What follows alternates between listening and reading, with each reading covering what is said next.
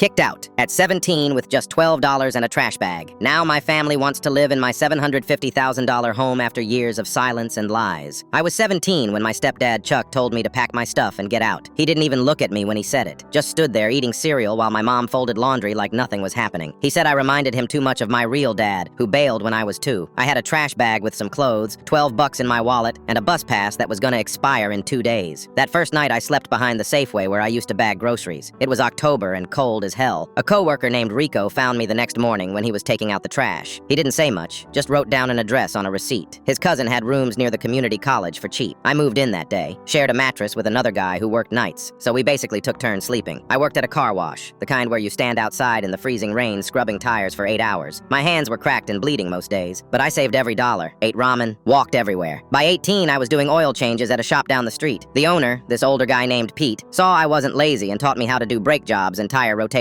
By 19, I had my mechanic certification. Pete made me a junior partner when I turned 22. My mom never called, not once. My stepdad blocked me on Facebook. For years, it was like I didn't exist to them. I didn't care anymore. I had my own life. At 25, I did something crazy. I took out a loan and bought this rundown warehouse space to open my own shop. It was risky as hell, but I worked 12-hour days and built a solid reputation. By 28, I had 3 guys working for me, and enough saved to buy a foreclosed house in a neighborhood that was kinda sketchy but cheap. The porch was rotting, the lawn looked like a jungle, and half the wiring didn't work. I fixed it all myself. YouTube taught me plumbing, drywall, electrical work, everything. Took me 3 years, but I did it. By the time I turned 31, the neighborhood had completely changed. Coffee shops, new apartments, the whole deal. My house got appraised at $750,000. I couldn't believe it. I'd built something real. Then one Tuesday afternoon, my phone rang. Unknown number. I almost didn't answer. It was my mom. She was crying. Said they lost their house. Chuck got laid off from his job at the warehouse, and they couldn't pay the mortgage. She said they had nowhere to go. I hung up without saying anything. 2 hours later, my gate camera buzzed. It was them, my mom, Chuck, and 2 teenagers I didn't even recognize. Apparently, those were Chuck's kids from his ex-wife. They were all standing there with suitcases. My mom pressed the intercom. "Dylan, please, we just need a place to stay for a little while. You have so much room." I looked at the camera feed. Chuck was standing behind her with his arms crossed, not saying a word. Same look he had when he told me to leave. I pressed the intercom button. "You kicked me out with $12 and a trash bag. Now you want to move into the house I built?" Chuck finally spoke. "Don't make this about the past, man. We're family." I opened the gate, but not to let them in. I walked out and handed my mom an envelope. Inside was a prepaid hotel voucher for 7 days and $200 cash. "That's more than you gave me," I said. My mom tried to grab my arm. "Dylan, please. We made mistakes, but we're desperate." "You told me to be a man and figure it out," I said. "So I did. Now it's your turn." Chuck stepped forward like he was gonna say something, but I just stared at him. He looked old, tired, broken. I didn't feel sorry for him. I walked back through the gate and locked it, turned off the intercom, went inside my house, the one they'd never stepped foot in, and made myself dinner. They stood out there for maybe 10 minutes before they left.